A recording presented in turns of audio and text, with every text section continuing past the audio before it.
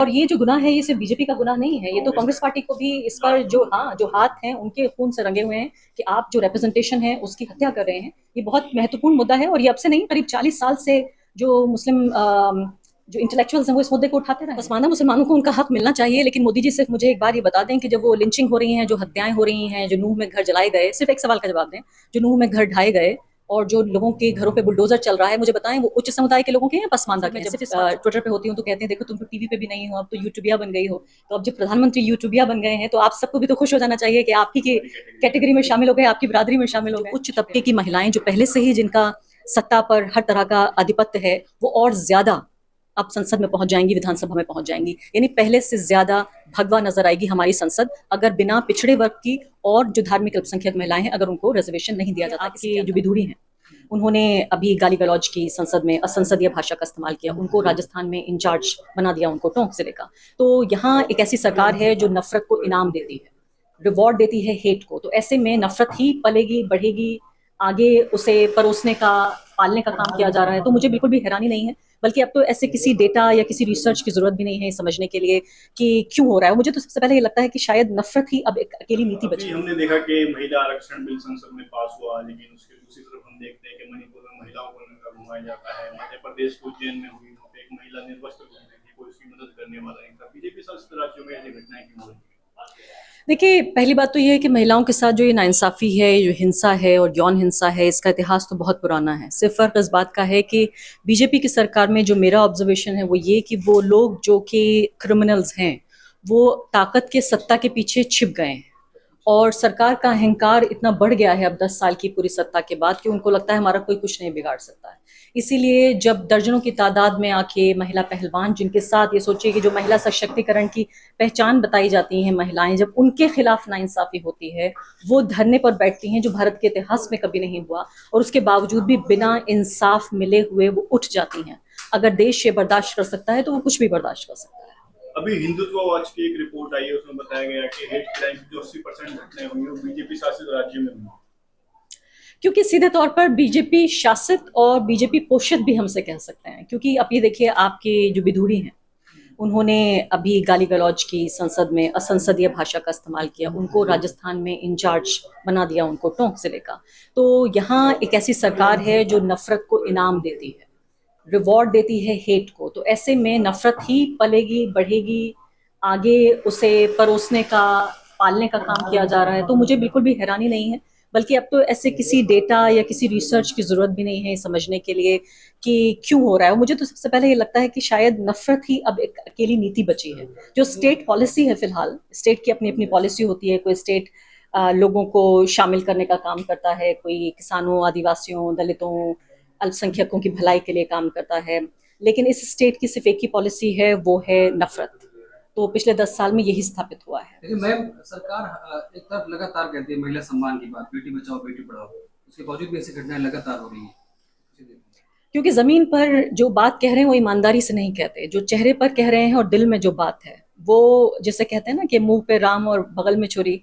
तो मुंह पर तो आप ही कह रहे हैं कि हम महिला सशक्तिकरण की बात कर रहे हैं, बेटी पढ़ाओ बेटी बचाओ बात कर रहे हैं। देखिए आप, हमने तो जो 30-35 साल से जो कानून पास नहीं हो पाया था, लटका हुआ था, वो ऐतिहासिक हमने काम कर दिया। ये भी नहीं बताया कि ये अभी 2024 नहीं, 29 नहीं, उसके बाद भी नहीं, 39 में जाके पूरा हो पाएगा। तो तमाम तरह के, मैं कहूँगी कि जो ये सिर्फ शब्दों की बाजीगरी है। तो स्टेट पॉलिसी नफरत है और जो शब्द हैं वो उनकी सिर्फ बाजीगरी हो रही है। लेकिन इस बिल में जो अल्पसंख्यक महिला है या पिछड़ी महिला, उनको कोई स्थान नहीं है, जैसे कोटे में कोटे की मांग हो रही है।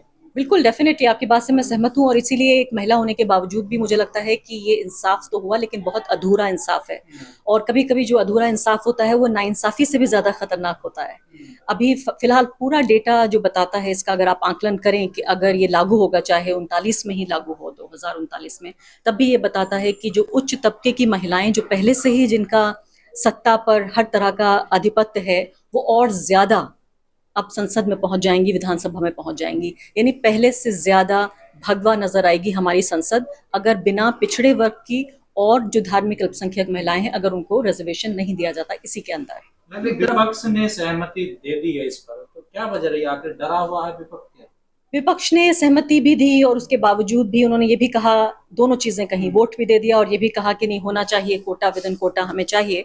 कांग्रेस पार्टी का अगर आप खासकर जिक्र कर रहे हैं, वैसे तो आरजेडी का इस पे जो रहा है, समाजवादी पार्टी का जो रवैया रहा है, क्योंकि महिला विरोधी नहीं दिखना चाहते और एक तरह की थकान हो रही थी कि भाई 30 साल से सिर्फ इसी वजह से कानून पास नहीं हो पा रहा था और इसलिए अब इसका विरोध करते हुए नहीं दिखना चाहती थी पार्टियां। कांग्रेस के रवैये को कैसे देख रहे हो? जैसे अब राहुल गांधी भी पिछड़ों की मांग कर रहे हैं, कह रहे हैं पिछड़े नहीं है। सही बात है। और जो उन्होंने खासकर जो जाति आधारित जो उन्होंने सेंसस की बात की है कि जो मतगणना है वो जातिगत मतगणना होनी चाहिए, ये बात सही है, क्योंकि उन्होंने कहा कि भाई आप जब तक आपको बीमारी पता नहीं चलेगी तो आपको उसका हल कैसे पता चलेगा। 2011 के आंकड़े तो कांग्रेस ने छुपाए ना, अभी तक उन्होंने जारी नहीं किए थे अपनी सरकार। उनको करना चाहिए और कांग्रेस को इस बात के लिए मैं उन्हें कहती हूँ कि उनको हिम्मत दिखानी चाहिए, आगे बढ़ के आइए और उन आंकड़ों को बाहर लाइए। आपको आजकल परिसीमन का मुद्दा बहुत चर्चा में है। हम देख रहे हैं कि जो मुस्लिम बहुल सीटें हैं उनको रिजर्व कर दिया जाता था कि मुस्लिमों का प्रतिनिधित्व संसद में या विधानसभा में नहीं मिल सके, इसको क्या कहना? ये बहुत अहम इशू है और मुझे खुशी है कि आपने इस मुद्दे को उठाया कि जो परिसीमन का ये सीधे तौर पे जो जिसे नेचुरल रिप्रेजेंटेशन जिसे कहते हैं कि प्राकृतिक तौर पर जो एक प्रतिनिधित्व होना चाहिए उसको दबाना है और ये संविधान के खिलाफ है। ये नेचुरल रिप्रेजेंटेशन की पूरी जो फॉर्मूला है, जो एक तरह से उसकी परिभाषा है, उसके खिलाफ है और ये दोनों तरह से खिलाफ है कि आप एक तरफ मान लेते हैं कि अगर एक जगह पर दलित समुदाय के लोगों की तादाद ज्यादा है या मान लेते हैं मुस्लिम समुदाय के लोगों की तादाद ज्यादा है, लेकिन आप वहां पर उनका नेता दे रहे हैं कि दलित होना चाहिए।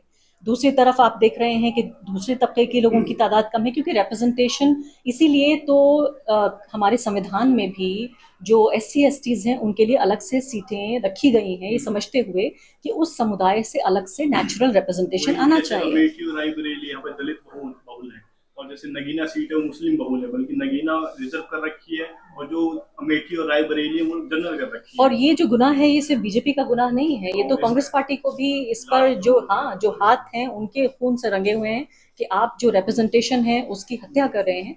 ये बहुत महत्वपूर्ण मुद्दा है और ये अब से नहीं, करीब 40 साल से जो मुस्लिम जो इंटेलेक्चुअल्स हैं वो इस मुद्दे को उठाते रहे हैं। हम आखिरी सवाल, प्रधानमंत्री आजकल अपने यूट्यूब चैनल को सब्सक्राइब करवा रहे हैं और एक तरफ मणिपुर जल रहा है। नहीं वो तो ठीक है, लेकिन मैं तो कहती हूँ मणिपुर तो जाहिर है एक तो फिक्र की बात है ही इस बारे में, लेकिन उनके सब्सक्राइब करने को अक्सर मैं जब ट्विटर पे होती हूँ तो कहते हैं देखो तुम तो टीवी पे भी नहीं हो, अब तो यूट्यूबिया बन गई हो। तो अब जब प्रधानमंत्री यूट्यूबिया बन गए हैं तो आप सबको भी तो खुश हो जाना चाहिए कि आप ही की कैटेगरी में शामिल हो गए, आपकी बिरादरी में शामिल हो गए। शुक्रिया। लेकिन मैम आजकल सरकार खासकर प्रधानमंत्री जी पासवानदा मुसलमानों की बड़ा फिक्र कर रहे हैं, क्या वजह है? पसमानदा मुसलमानों को उनका हक मिलना चाहिए, लेकिन मोदी जी सिर्फ मुझे एक बार ये बता दें कि जब वो लिंचिंग हो रही हैं, जो हत्याएं हो रही हैं, जो नूह में घर जलाए गए, सिर्फ एक सवाल का जवाब दें, जो नूह में घर ढाए गए और जो लोगों के घरों पे बुलडोजर चल रहा है, मुझे बताएं वो उच्च समुदाय के लोगों के हैं या पसमानदा के हैं? सिर्फ इस सवाल का जवाब दे दें, फिर मैं आपके सवाल का जवाब दूँ। एक सवाल, रमेश बिदूरी ने जो किया उसको वैसे जी ने कहा कि मुसलमानों की संसद में भी लिंचिंग करने का प्रयास किया जा रहा है, किया जाएगा मतलब? अब देखिए ये वो he is entitled for his opinion, लेकिन ये है कि बहुत अफसोस की बात है और इससे पूरा जो मुस्लिम समुदाय है उसको कहीं ना कहीं वो डीमोरलाइज महसूस कर रहा है कि अगर उसके नेता के साथ ये हो रहा है तो उसके साथ क्या होगा और वो सड़क पे कैसे आज़ाद घूम सकता है। उसके साथ जो गाली गलौज जब तक होती थी उसका मैं तो कहती हूँ एक तरह से ये अच्छा भी हुआ कि पता तो चला कि आखिर हो क्या रहा है।